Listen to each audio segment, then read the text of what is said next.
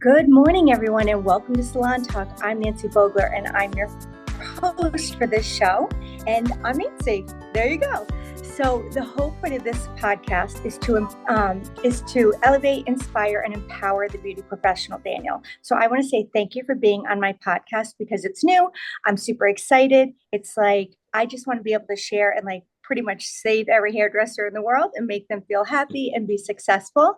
So thank you for joining us. Can you tell the audience a little bit about yourself? Sure. Thank you for having me on. I'm excited for this conversation. I always enjoy our time together. So, my name is Daniel Mason Jones, and I've been a hairstylist now just over 25 years, and it's been an amazing ride for me. I feel like there's always something changing, things are always coming our direction. And speaking of, over the past couple of years, there's been so much come our direction that I don't even like the word pivot anymore, but we've learned to pivot so many different Yeah. directions. So I think it's crucial that we have these kind of conversations, that we can always empower the hairstylists and beauty professionals to know that change will always be, and better equip them with how to deal with it. So this whole thing, so you recently had an event down in Atlanta, Georgia, which I was at dinner with Beth and Bruce that went to your event a Yes. couple months ago, and it was amazing. And you talked about mental health, and we're going to talk about that a little bit today. And that was really what inspired me to want to make sure that on this show, everybody knows about it and that there's resources. So, but before we begin, Daniel, I'm going to ask you two random questions just so our audience can get to know you a little better. And Okay. I'm just saying that I did not prep Daniel for this at all, which is my favorite part. What people say. So, Daniel, what's the most unique job you've ever had, and what did you learn from it? Hmm. Most unique, you just hit me with a loaded question. I've got two in particular, but I Okay. guess learning experience, the one that I learned the most from was I was a funeral director. And Yep. so I worked in the funeral business for 7 years before I got into the hair industry. And it was an amazing ride in that it really taught me empathy and it taught me how Yeah. to protect myself. I guess to protect myself from what was going on around me and just to really show up for other people. And I've always had a heart for other people anyway, but Yeah. that definitely did. And I started working, I might add that I started working around the funeral home when I was 14 years old. So, Wow. that's quite an impressionable time in your life. And Yeah. especially when you're a teenager, being silly and all the things. I grew up a lot earlier, maybe than I should have, but it did teach me a lot of responsibility and how to care for others. So I commend you on that because, it's really takes a special person to be able to do that. And didn't you really learn how to do hair and makeup? Was it Yeah. that you're like, oh my God, I'm actually pretty good at this, right? Yeah, it was a total accident, and it wasn't until the latter part of my time in that industry that I discovered that because I was doing all the other work and the Oh not yeah. glamorous work, and so we had an elderly lady that would do the hair and makeup.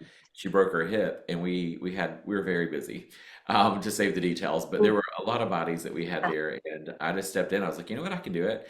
And I did it. And what I Yeah. discovered was I actually had a natural knack for that. And so after it became kind of known Yeah. that I was able to do constructive work, people said, you should go into the beauty business. I'm like, sounds terrible. But I took their advice and here I am. So yeah, working on live people is a totally different experience, right? Yes. Sometimes I have to be honest, sometimes I Totally miss different. being on the other side. It's very quiet. Right, right. Okay. So next question. And I actually was years ago, I somebody interviewed me for something and asked me this question. So when AI gave me this question, I was like, oh, I totally have to ask it. Okay, if you could have one person over for dinner, they be deceased or living, who would it be and why? Oh gosh. We can't open this up like this, Nancy. It would be my Yes, mom. we can. It would be my mom. I lost her in Oh, May this year, and yeah. I am in the trenches of grief right now, and it's terrible. Holidays are approaching. Oh, I would give anything yeah. to have that moment. Oh, that's sweet. Um, I think so. I think I would have my dad. I didn't get to see my dad before he died. There was some family. issues, and I hadn't seen him for a few years, and he passed away, and it's my one big regret that I didn't get to see him before he died. Yeah, that's hard. So yeah, no, I feel you on that. Okay, I'm going to try not to cry because I have to go Yeah, to meetings ditto. after this. Okay, so tell me about, so anyone that is just jumping on and listening to this that doesn't know me, because having a podcast can have is it really will reach a totally different audience. Yeah. And I myself have been in the industry for over 20 years, and I knew at 9 years old when I met a hairdresser I was going to be a hairdresser. So I love our industry. I'm diehard passionate about it. I've done anything and everything you could ever imagine in it. So what does mental health look like to you? Because I've lived the roles and I know the chaos. I know like how stressful it can be. And I think, especially when you first start out, like I remember going in the back room, hiding in the bathroom and crying because I'm like, I don't know what I'm doing. You just have to be like, I don't know what I'm doing right now. Especially That's very corrective real. color. You're like, oh, Yeah. yeah. So So what I does it mean to you? mental health for me is something very personal. I've struggled Yeah. my entire life with anxiety, and sadly, as Mhm. I get older, the anxiety seems to creep in a little bit more. And so it had to be something that I would eventually have to recognize and just be like, okay, this is Yeah. here. I can't keep ignoring what I'm feeling here. And so mine comes in a different form. Mine is in the form of OCD. So with anxiety, and I also am very highly ADHD. So when you put that together, you kind of have Yeah. a cool, it's almost a cool tornado. There are many Yeah. benefits. Yeah. However, the anxiety portion is not fun. And mine comes around flying in airplanes and sometimes, not all the time, germs. And so as silly as that may sound to someone, is really the same as someone that maybe, or I won't say it's the same. I'm not going to take that away from someone that's battling addiction. But if someone has a serious addiction to whatever, work or alcohol or maybe a chemical substance, you can't control that. You can Yeah. get up against it, you can fight it, but it's always there. And so is anxiety, and depression is something that comes in and out. Not for me personally, but so many people battle with these particular things. And so I was like, you know what? If I can stand in the face of anxiety every weekend, because as you know, I'm on an airplane literally every weekend, Yeah. this one, Mhm. which is horrifying for me. I do it, and you just have to get in the face of it sometimes. And certainly there are coping mechanisms, whether it's breathing techniques or doing different types of therapies, talking to a therapist, maybe even medication in some instances. There's ways to get around that. But mental health to me is something that is just critical that we have this conversation. And then as we're seeing more and more today in particular, because we're bombarded with so many feelings and so much information, um, Yeah. we're seeing people take their lives at record levels. We've never seen such, and in particular Yeah. since 2020, it's become worse. So I feel that in our space, there needs to be more conversations around this. However, before I give any information in this podcast, um, Yeah. I just want to say that what gets me around this topic is I went to college prior to becoming a hairstylist for funeral science, obviously, but in that I studied psychology and grief psychology. So when I Oh, speak around these topics, I'm not just freely speaking about something that I'm passionate about. This is something I've yeah. actually studied in the past because Yeah. a lot of people are talking about mental health, and maybe they do have a natural gift to get someone to unpack trauma, and it's fine to get someone to unpack it, but we have to understand what happens after you unpack it because Right. that's an emotional toll on someone. You could actually cause more harm in a situation like that. So, Yeah. before we get started, I just want to make sure that mental health is something that's always handled delicately and with white Yep. gloves. So I don't often talk about my personal life, and I have a family member that's very dear to me, and I'm not going to really like hint too much about who it is. That since they were young, really struggled with it, and it started with and it's amazing, having young daughters like and paying friends that have teenage daughters and seeing them grow up and the stress level of them. And there were a lot of kids there's a lot of kids that are like trying to take care of it themselves, and parents don't know about it, but there's symptoms to it, and it's just such a common thing. And it's hard enough growing up, and if you have two parents trying to figure it out, and a lot of times people, they parents got divorced. I was a generation that everyone got divorced. So, our poor kids suffer from it. But it is such a rampant thing, and it definitely needs to be, people should feel comfortable being able to talk about it. And Yes. me too, Daniel, when I went to college, I say as a grown up, I was like 35 and decided to to go to school because I wanted more and I wanted to learn more. And I was a communications major. So psychology classes were my favorite. And don't you think like doing what we do, it's like it was such a great choice. Yes. We're here to mentor. Hairdressers are like superstars in my eyes. 100%. They're so much more powerful than they give themselves credit for. Because I know I look at them in like superheroes. And so I guess when I was little, I wanted to be, my superhero would have been a hairdresser, right? Because they empower people. I always tell them, when you talk to them, they listen. And so what you say with greatness comes great responsibility, and you should really take that, seriously. Somebody's talking about their anxiety in your chair and the way that they're feeling. What are some of the things that as a service provider, whether it's like a lash technician, how do you think that they should handle situations like that if their customers are starting to talk about things like that? Yeah. So number one, kudos. Good for you for having conversations because 40% of people are not getting the treatment and help that they need due Yeah. to the stigma around mental health. So Yep. having those conversations is step one. If someone's having just simple anxiety, like I'm running late for work, Yeah. it's terrible, I'm not going to make it in time, internet connection is failing, Yeah. those kind of things can trigger, of course, and depending on where our mental state is on that particular day.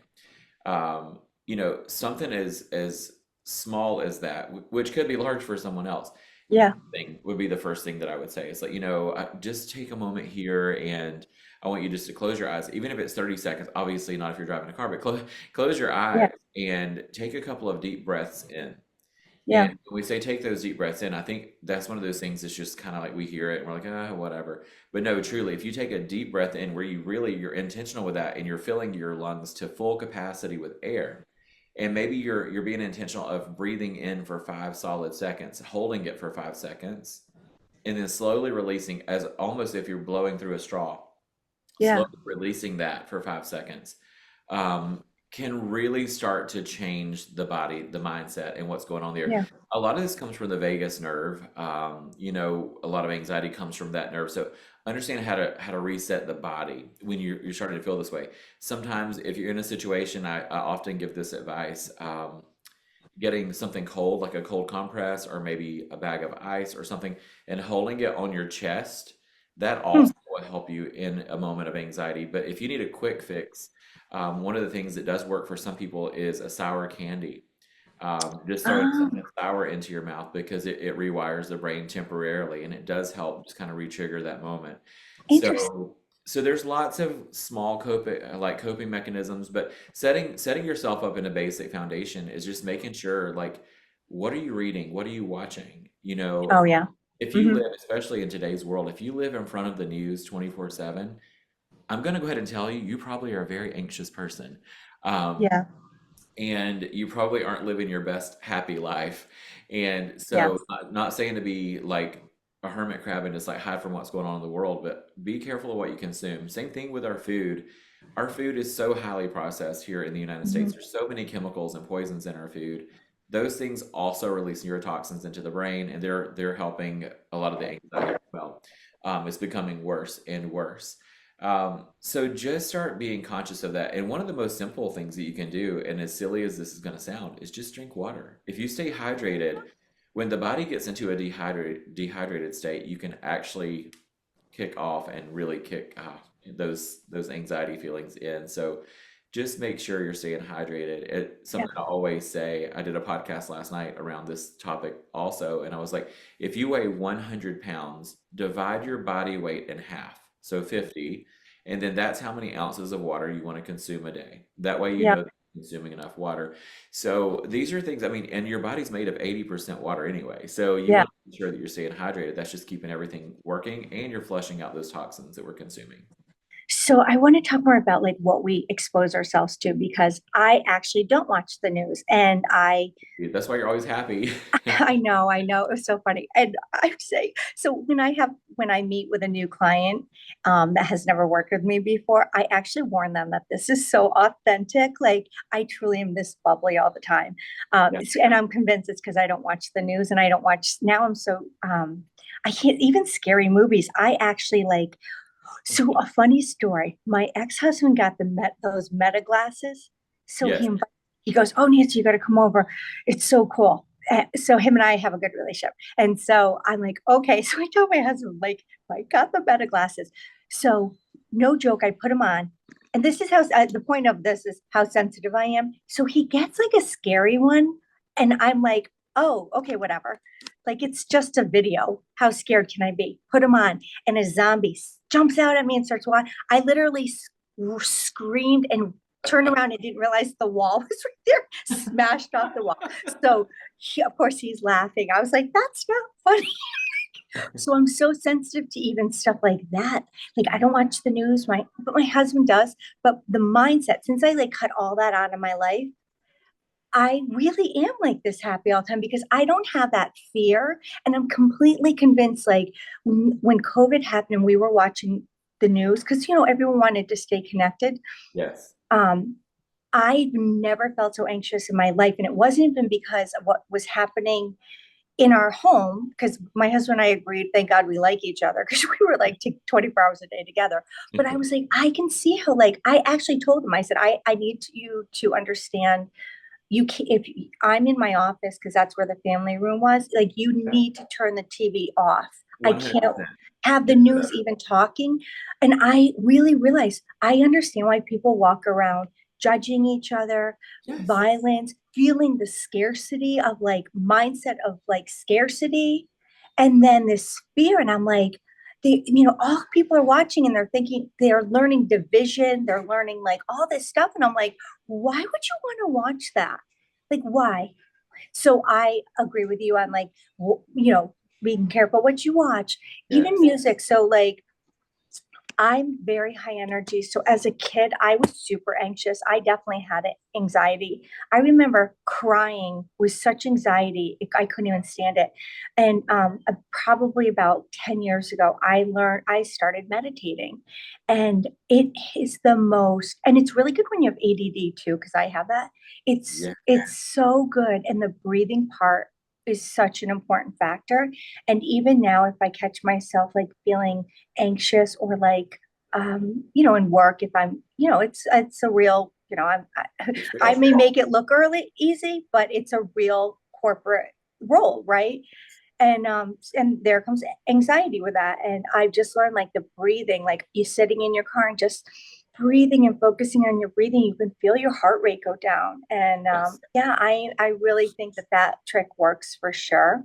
What are some other things people can do? um I think a lot of people forget just to go out into nature.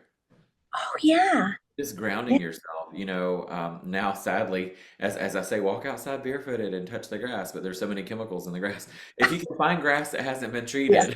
walk Yeah. Yeah. outside and touch that grass. So Hey, grass that's been treated, it has a lot of weeds. So just look for weeds. yeah, exactly. Find the weeds. Find the Um, weeds. but then, The beauty in the weeds. I've heard people talk about tree huggers. They often make jokes about people that are tree huggers.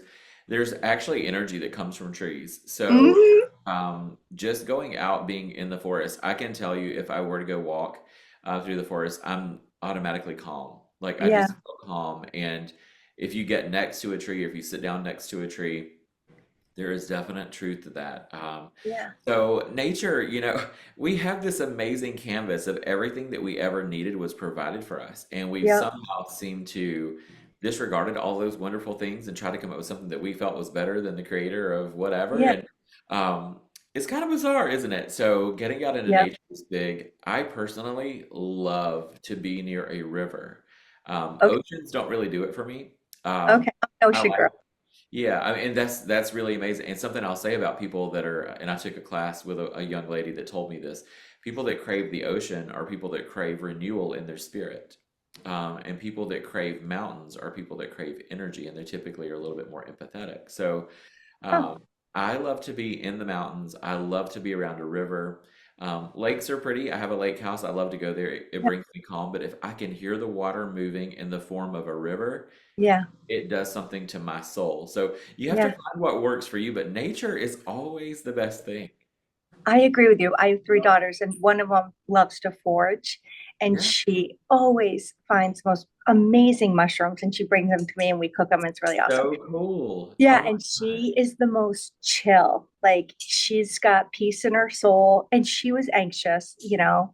Again, I think just in school in general, being girls, like with Yes. the pressure of looking the part and being the part, and especially in that middle school age, anyways, she's really found beautiful peace with herself, and she loves nature, and like I need to live near the water because I am definitely that water girl, and it's when Yes. you say that renewal because I take all my vacation days in the summer. I tell people like I'm going missing for about 3 months, just and I find that renewal. So that's really interesting, for sure. I find that renewal of my soul with the sound of the ocean and the smell of the salt water. So, I think um, that's wonderful. so what is you did mention like what is it the a nerve that it stems from, and does it that nerve Vegas. that connect to your gut? So when they say follow your gut, It is that connects to the something back I of the learned? heart, actually. Okay. So yeah, I encourage everyone to look it up. It's called the vagus, Okay. VAGUS, the vagus nerve, and it's a very large nerve in the body. And as we start to study that nerve and understand how it Yeah. works and how it can be manipulated, it's pretty powerful. I suffer from something called vasovagal syncope. Huh. And that was how I started researching this nerve personally. So, vasovagal syncope is something that a lot of people have, and there's no treatment for it unless you get into the holistic approach of learning how to simplify and like control a little bit of the vagus nerve. Yeah. But for me personally, it doesn't happen very often, but I can black completely out. Like I can completely black out and over certain feelings. So Yeah. if something is completely overwhelming for me, I can feel it happening. I get super lightheaded and then everything goes completely black. And I hope that I'm close to the floor because that's where I'm headed anyway. And I I'm just shocked you didn't do that the day that presentation. You had to do that first big one that I sat in the front. I'm like, you said how nervous you were. I'm like, oh my God, I can't believe you didn't do that. Yeah, right. You have to learn to control it, and a lot of it, Yeah. like I said, is with breathing. But I discovered that particular diagnosis from my Yeah. son. So my son also has vasovagal, and when he was Wow. 6 years old, he had a reaction to something, and down he went. And I was like, "What happened?" We took him to ER, and it was a whole thing, a series of Huh. tests. And the doctor came back, and she goes, "It's something very common. It's called vasovagal syncope." And I'm like, "What is that?" And then I started to research, and then I was like, "I have the same thing." And then I looked What back, were the chances? my mom had the same thing. So Wow. as I started to read more about it, it's very common. Some people call it white coat syndrome. They get really nervous or anxious. They go to the doctor. They feel this feeling. Sometimes they black out if they're taking blood or if they're having a shot. Um, Yeah. but my son's is he can get really excited. Like he lost a tooth, and he wasn't sad. He wasn't scared. He was excited because the tooth fairy was going to come to him. But Yeah. when it happened, he literally almost went into a seizure first and then blacked out. So it can be brought on by many different things depending on the person, just like Wow. anxiety, depression. Wow. Yeah. Jeez. This The is human so body is very interesting. complicated. It is. Well, the thing, now I look back like why people used to meditate and why they like our society has complicated things. And again, don't get Oh, the whole news thing. It's like, and it's so bad. it's so bad. I'm like, why are you watching that? Yes. I always tell my husband, I'm like, okay, if we're gonna get a snowstorm, tell me. So I'll plan for it and I'll do, make my all my meetings virtual. Or if like like I literally don't watch the news. Like Correct. I go, just tell me if I need to know something. That's it. And I Most of live the time, it's so in my little inaccurate. bubble of happiness, and I love it. I'm happy every day of my life, and it's how I like to roll. It's how I like to roll. Exactly. Here's an example of the news. So on Sunday, we went to visit family, and my husband was telling me, he was like, "Oh, So I quote, they are calling for wintry mix on Thursday, this coming Thursday. And I'm like, that seems very bizarre because we're in Atlanta and it's just not that Yeah, cold here. And he's like, yeah, there's like a cold front coming through and blah, blah. And so I start to look and I'm like, it's going to be 49 degrees. Wintry mix does not happen at 49 degrees. The news people yeah. literally are grasping for straws. But I um, say that they make stuff up because it's the only way that people pay attention is that they talk up a big storm and then create this fear and panic. And I'm like, yes, and that's how humans respond to the yeah, negative, which is bizarre. We need to rewire that and respond to the yeah, positive. I Yeah, agree. I know they said statistically people don't want to watch happiness. I'm like, I do. uh, I disagree. I do. I I do. seek it out. Right? I'm like, okay, I don't mind like the storm, but tell me the happy ending. Like, I want to feel good when I'm done, not feel Yes, terrified. Just exactly. still laughing over the stupid meta glasses. I was so scared. I'm so sensitive to that stuff now. And I'm just like, I can't. I just accepted the fact no scary movies, whatever. I can't do it. Um, so this has been so informative because this is such such a predominant thing. But again, you can look at it two ways: either me as the service provider, really identifying it in my with my customer, or me being the service provider and the anxiety that I might already be wired with it.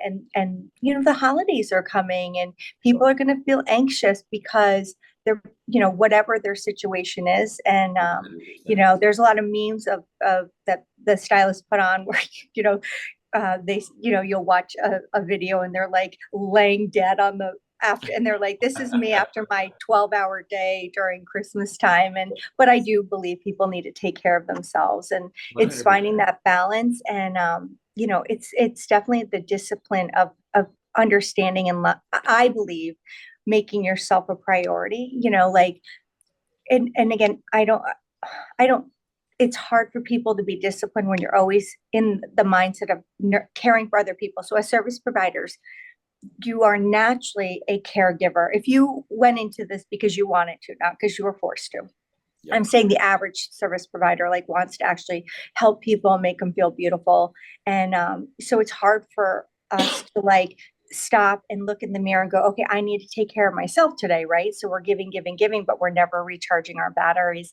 And like before I even came down, and I'm in a hotel right now in Massachusetts because I've got clients to see. And I before I even went on, I made sure that I took literally 5 minutes to meditate before the day, to put out Yeah. my intention, and to make sure that I had the right clear mind before I even started. And just that one practice, if people could do just the one practice right off the bat, Mhm. start your day with it. Don't end it that way. If you can do it twice, do it twice.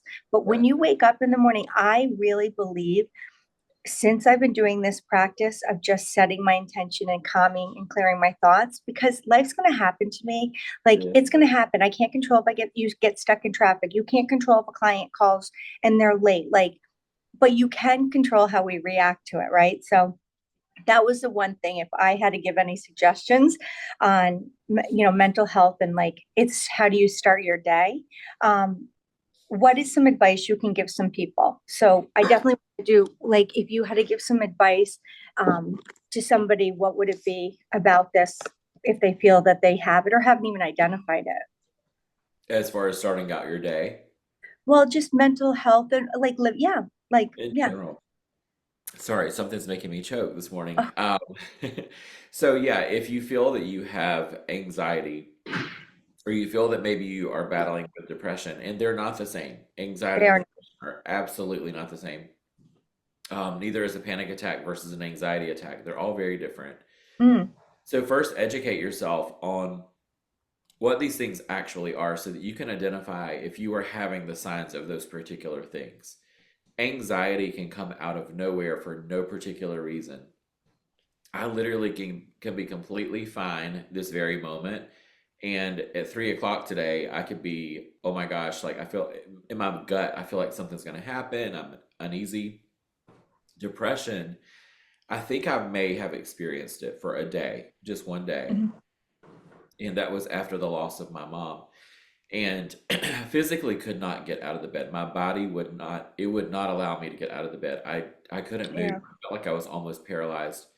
And typically I'm up out of the bed. If I'm at a day that I'm at home, I may literally shower 3 times a day because I love to be in the shower. It Yeah. relaxes my muscles. It feels good. Yes. Um, Yep. that particular day, I didn't care if I showered. I didn't want to get up. I didn't want to eat food. I kept trying to find funny things. To your point earlier, I kept trying to find funny things on TV. Nothing was satisfying that. I was searching funny videos on YouTube, and the sheer sound of the TV was making me insane. So I Hmm. finally just turned it off, and I would just, in my mind, just say a prayer that I could go to sleep, because if I could go to sleep, I wouldn't have to think about it. And I immediately started to think about the people that have to deal with this on a daily basis. I can't imagine living life this way. And of course, there are medications to help, and the medications are quite wonderful if holistic practices aren't working for you. But there are so many incredible resources. One that I love to share with people, and maybe you link it in the notes below the Yeah. podcast, is NAMI, NAMI.org. NAMI is an amazing resource. It's free, and these people are highly qualified and they're non biased. So, what I say by non biased is if someone is struggling with gender dysphoria, or maybe they're struggling with their identity of who they are, you might go to a particular organization for help, and that organization may make it worse for you because of their ideas and their ideals they're trying to force your way. Yeah. NAMI is an organization that simply sees the person holistically, no matter who you are, and treats the problem or helps get you the help that you need. And so I'm a huge fan of them. And that's at large because of L'Oreal Professional. L'Oreal partnered with NAMI and with Calm, and that was part Yeah. of the movement of creating Head Up, the mental health program for hairstylists. And so I'm a big fan of them. Yeah. .org. There's so many resources, and if you feel you're getting into a really critical mode, you're in crisis mode, and you need someone to speak to, 988. I can't say that number enough. 988 is just like 911, except for 988 is suicide prevention. So this is if you feel you have no hope and Ah, no one around you in this very moment to speak to. 988 is definitely a great resource for you. But I encourage you to research what's available in your local community. Obviously, a larger city is going to have more resources than maybe a small town, but there are resources everywhere. And NAMI is an organization that can almost get you those resources where you are. Of yeah. course, there are tons and tons of resources available, but I'm so passionate about this mental health, and that Yeah. we care for ourselves, that we learn how to harness all these feelings and things and understand that you're not broken just because you feel this way. Yeah. That this is just part of it. And also understand mental health. When we talk about mental health, something that stood out to me when I really started digging into it a long time ago was just like a cold. You may be completely fine today. Tomorrow you may wake up with a stuffy nose or maybe a sore throat. And then the next day you're completely fine. Or maybe that cold lasts for 3 days. And if it's terrible, maybe it lasts for a week. This is mental health. So just because you're in it right now and you feel like there's no hope, there are always better days ahead. Even Yeah. in the darkest hour, there's better days ahead. So I hope this encourages someone somewhere just to really care for yourself, and don't feel that you're being selfish by doing so. In fact, it's the most selfless thing that you can do by caring for yourself, because Yeah. the more we pour into us, the more we can pour into others. Right. Oh my God, I love that. I didn't know about 988. That's really, I will be putting that in. Well, it'll be in the show notes for sure. But you know, this is once I air my podcast, I'll be doing social media posts, and I'll make, those will be like the important notes for sure, that we put in there, because most people have lost somebody. I actually have lost a few over the years, people that I knew or cared about very much due to suicide. And it is a real thing. And I commend you, and I'm very proud to be a part of an industry and a company that cares so much about the mental health of the stylist and the service provider. Because again, one hairdresser inspired me when I was 9 years old. Yeah, She made me feel pretty and she made me feel special. And every day after, I pretended to be a hairdresser. So I um, love that. yeah, if people don't know my story, please watch episode 1. That's airing December 2nd at 3 p.m. Eastern Standard Time. And again, I'm not going to do any like editing on my podcast, just like I couldn't do on my live Instagram, and it kind of tells a little bit about me. So, I really love our industry, and I believe hairdressers are superheroes for sure. It's true. It's Yeah. true. So thank you so much for your time. I You, appreciate it. Nancy, I love you literally from the depth of my soul. You're such an amazing. It's so mutual. We were talking about you last night. I was like, I just smile. I'm like, so I was with Sal, and I was like, and I turned to him, I go, I paid for myself to go. I paid for my own room because no way was I missing Daniel's class, because he didn't even know about it. I go, well, it wasn't a salon centric thing. It was Daniel was doing it. And, so I look forward to next year and supporting It's you with going to that. be very powerful next year. I'm very excited. Yeah. And I talked to my husband again. I was like, yeah, so, Atlanta, Georgia, it's so pretty. So don't be surprised someday if I move down there. But thank you again. I appreciate you, and I appreciate your time and you sharing this knowledge and wisdom, Daniel. I appreciate you. Thank you so much. Thank you. Mwah. Bye. Bye-bye.